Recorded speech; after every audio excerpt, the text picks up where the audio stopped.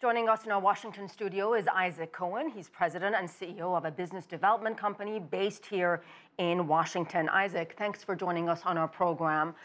President Xi Jinping is expected to make a major address about China's reforms and opening up after 40 years.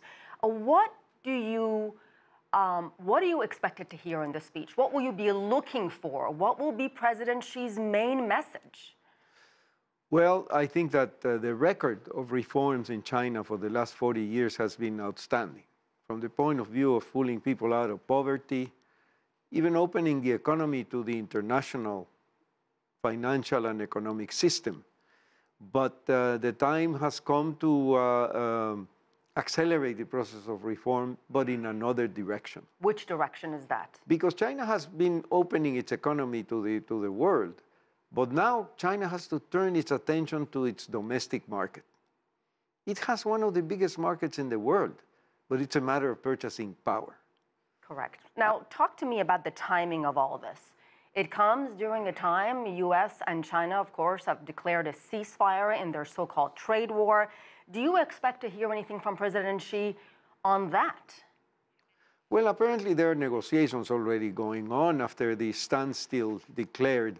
I prefer to use the word standstill because I'm not sure we're yet at a trade war.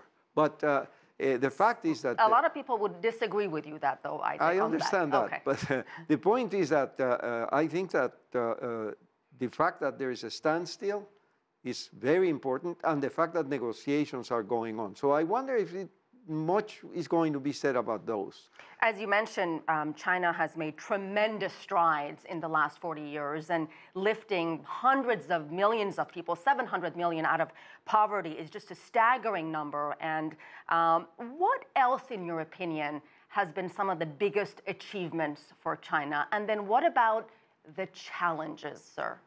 Well, there you are. I think your question is very well posed in the sense that we have to look at the challenges as well, because to transform China into a domestic-oriented economy, you're going to have to do some changes that are very internally that are very important. Let me give you an example.